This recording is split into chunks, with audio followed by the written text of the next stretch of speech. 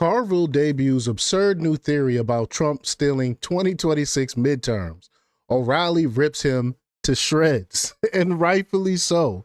I mean, they're not even waiting until after the blowout that I believe is going to happen in 2026. They're already saying that it's going to be some election interference, which is just crazy. At least let the election happen first before you claim there's election, some type of election interference. This is absurd. It's crazy. It's ridiculous. Uh, but I think what he's doing is he's setting people up for the loss. He knows there's going to be a wave, a red wave. Remember the red wave that was supposed to happen in 2020? I think that's going to happen in 2026 because people seen how the Democrats actually governed under Joe Biden and how bad things really were. It's going to be another reckoning coming because they haven't changed. The Democrats haven't changed. They're still pushing this woke ideology, this crazy stuff, open border stuff, these things that most Americans are against. Y'all know I talk about it time and time again. But they continue to push these crazy policies and haven't learned their lesson. So I think there's going to be the real red wave is going to be coming during the midterms. And I think he's setting them up for that, for after the red wave, for an excuse why they lost. But we're gonna hear what Carville has to say and what O'Reilly has to say about Carville. But before we get started, go ahead and hit that like button, share this out so we can get this information out there. Subscribe if you're not already a subscriber, and hit that alarm bell so you know when I'm putting out new stuff. Also, check out my link tree in the description. It has a link to my Patreon. That's where I talk about things that I can't talk about here. There's also a link to my Instagram and my X account, so follow me there as well. All right, so let's get into this news. Now, this comes from the Gateway Pundit, and they report that Democratic political strategist James Carville floated the idea Wednesday that President Donald Trump will impose martial law in order to prevent Americans from going to the polls to vote in the 2026 midterm elections. But conservative commentator Bill O'Reilly did not allow the preposterous theory to go unchallenged. Carville has clearly fallen back into the failed Trump is a dictator narrative that served Democrats so well during the 2024 general election, right? He said sarcastically, when Trump won a 7 swing state sweep on his way back to the White House. On Tuesday, as Mediaite reported, Carville had floated the idea that Trump would try to tamper with the midterms to avoid impeachment by a Democratic House in the second half of his term. But didn't we try this before? They tried to impeach Trump twice already, and the Democrat held the majority, and it didn't go through. So come on, man. On Wednesday, News Nation host Chris Cuomo raised the topic of the midterms, asking Carville to expound on that. Carville started with elections scheduled for this year when voters in New Jersey and Virginia elect governors and state lawmakers. Quote, Virginia and New Jersey are going to be a Democratic blowout, the former Bill Clinton campaign advisor said. He's the same one that said that Camilla was going to win, right? So you can't really trust him. But the state's off-year elections are often seen as barometers for how the rest of the country will vote a year later. But let's just get to the clip here. Here we go. Oh, hold on. This is what he says. I don't think they play that part when he says, and I think Trump's going to see that the big, beautiful bill is about 25 points underwater. It's going to be the 30 points underwater, Carville continued. Trump's going to see a massive defeat coming, and he's going to try to do anything he can to extricate himself from that defeat. And I would not put it all past him to try to call martial law or declare that there's some kind of national emergency in the country or anything like that because of the hoof prints coming. You can hear them. And they're going to get a shellacking in November of 2026, Carville said. But remember in 2020, they said there was going to be no 2020 election. Remember when they said that? Trump is going to declare, he said the same exact thing. Trump is going to declare martial law, and there's not going to be a 2020 election. This is the same fear-mongering tactics they used before. They use the same stuff time and time again. So let's play the clip here. Here we go. Gas. James Carville, you were on my old buddy Jim Acosta's show, and you said, hey, people tell you they're worried about the midterms, and you say you should be because there's a good chance that Trump will try to pull something. What do you think is going to happen? Well, I don't know. What I think is going to happen is Virginia and New Jersey are going to be Democratic blowouts. And I think he's going to read the election. By the way, there are more people that live in Virginia and New Jersey than live in New York City. And we ought to talk also, we talk about things that happen in New York City. We should talk about we got Sterling candidates also in Virginia and New Jersey. And I think he's going to see this big, beautiful bill is about 25 points underwater. It's going to be 30 points underwater. He's going to see a massive defeat coming, and he's going to try to do anything he can to extricate himself from that defeat. And I would not put it at all past him to try to call martial law or declare that there's some kind of national emergency in the country or anything like that, because the hoof prints are coming. You can hear them, and they're going to get a shellacking in November of 2026.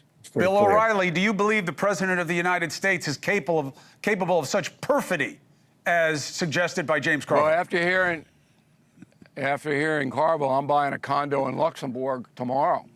I'm getting out. Martial law, my God. You're going to have tanks in my driveway?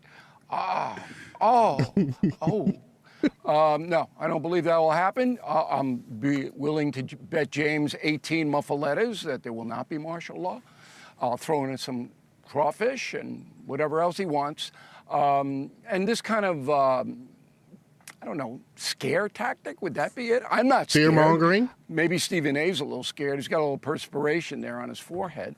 But I'm not worried about cheating or anything else. I think that the economy will dictate who wins in the midterms. And if the big bill gets passed, people have more money in their pockets. They won't have to worry. Small businesses will hire more because they won't have to worry about higher taxes. The rich, the fabulous rich, will spend more, buy more luxury items.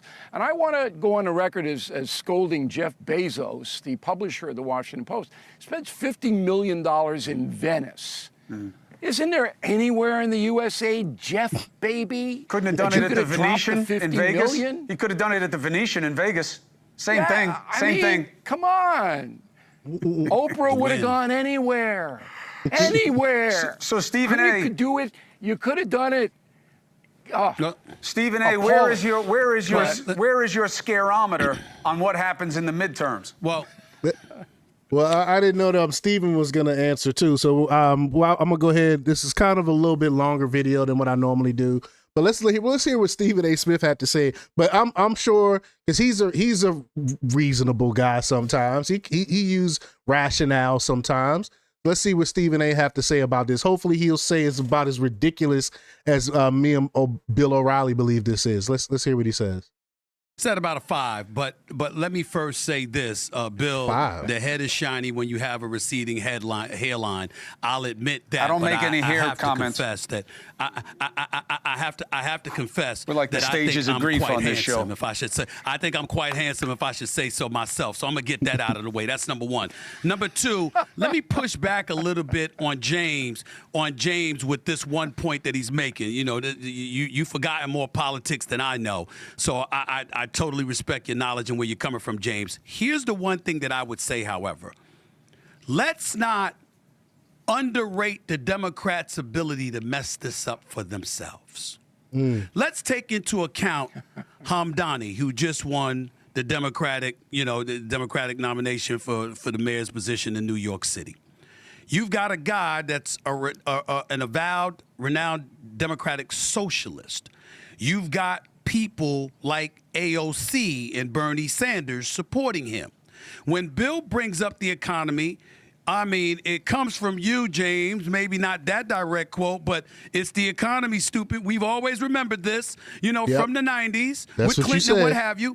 And when you as a party are focusing your attention on that, believing that that is something that can sift through the United States of America and appeal somehow to voters across this country.